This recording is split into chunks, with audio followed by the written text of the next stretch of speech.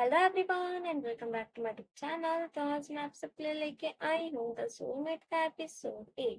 तो episode 8 start होता है और हमें सीन दिखाया जाता है जहाँ पर हम देखते हैं कि जो थर्ड लेडी थी वो इस टाइम बहुत ज्यादा ही डेंजरस बहुत ज्यादा साइको वाली फीलिंग दे रही थी और कहती है कि नानी का तुम्हें पता है कि तुम्हारी जान 2 बार जाते जाते बची है। वो बोलती है हाँ। फिर वो बताती है कि एक बार तुम्हारा जो वाइन था वो पॉइजन हो गया था और दूसरी बार जब तुम जा रही थी रास्ते में तो कोई तुम्हें मारने के लिए आया था, तब वहां पर जुनशेंग आया था, वो वाला। वो कहती है हाँ। फिर यहाँ पर थर्ड लेडी कहती है कि तुम्हें पता है ये सब कौन करवाना चाहता था? ये इंसान, आई मीन जुनशेंग। सब लोग एकदम शॉक हो जाते बिकॉज थर्ड लेडी पता नहीं क्या बोल रही थी। अब यहाँ पर थर्ड लेडी और बोलती है कि जुनशंग ने मुझे कहा था कि हम लोग साथ में मिलकर मार्शल को मार देते हैं, उसके बाद हम लोग साथ में अपनी जिंदगी बिताएंगे। और हमारी अच्छी खासी जिंदगी चल ही रही थी कि तब तक तुम आ गई और तुम आके जुनशंग के आगे पीछे घूमने लग गई। और मैं क्या ही करती, मुझे बहुत जेलसी हो रही थी, उसकी वजह से मैंने तुम्हें मारने के लिए भेज दिया। अब यहाँ पर जो नानी थी एकदम शॉक हो गई थी बिकॉज उसे कुछ नहीं समझ रहा था। फिर यहाँ पर वो पॉइजन खाने वाली थी थर्ड लेडी बिकॉज सब उसने सब कुछ बोल दिया है, तो अब जाहिर सी बात है जुनशांग उसे छोड़ेगा नहीं। इसकी वजह से वो मरना चाहती थी। बट जो जुनशांग था वो पॉइजन गिरा देता है, कहता तुम यहाँ मरना चाहती हो, ऐसे कैसे? झूठ बात बोल के मुझे फंसा के तुम कैसे मर सकती हो? और उसके बाद वो कहते तुम्हें क्या लगता है मेरे पास सिर्फ एक ही पॉइजन था? आई मीन उसने दो दो पॉइजन छुपा रखे रखे थे। और पॉइजन खाने के बाद जो थर्ड लेडी थी वो कहती कि जो ब्लड जेड का कर्स है वो सही है, असल में है, और जो भी है सब मरेंगे। और फिर वो हंसते हंसते वहीं पर गिर जाती हैं। और यहाँ पर जो मैंगचिर थी वो बहुत ज्यादा डर गई थी बिकॉज ये सीन देख के उसे बहुत ज्यादा डर लग रहा था।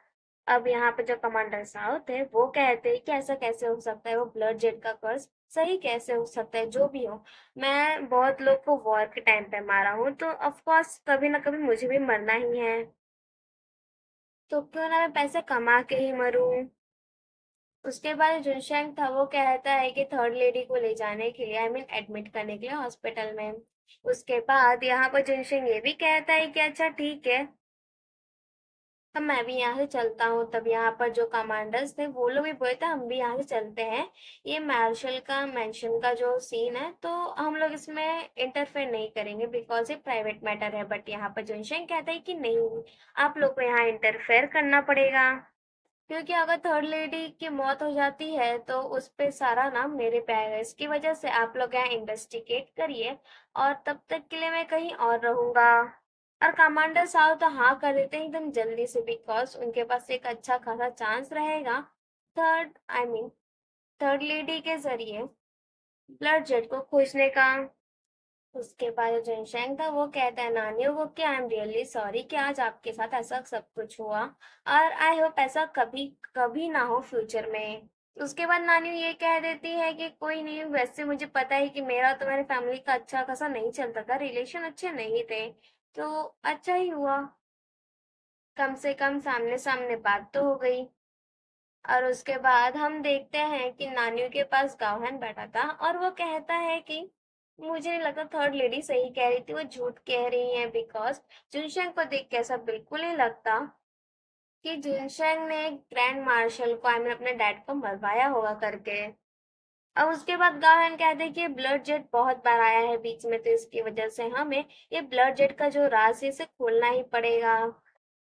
अब यहाँ पर नानी सोच रही थी कि कुछ भी हो सकता है, यहाँ पर तो मुझे कुछ समझ में ही नहीं आ रहा बिकॉज वो जब अपना क्यूपिड एनपीसी वाला दिमाग लगाती है तो वो भी फेल हो रहा है।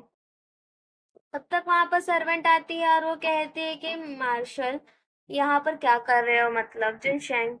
और फिर यहाँ पर हम देखते हैं कि जो जुनशेंग था वो आया होता है यहाँ रहने के लिए, यानी कि नानियों के यहाँ रहने के लिए। उसके बाद जब वो मना करते कि नहीं तुम यहाँ नहीं रह सकते, तो वो कहते कि मैंने तुम्हारे लिए गिफ्ट लाया है।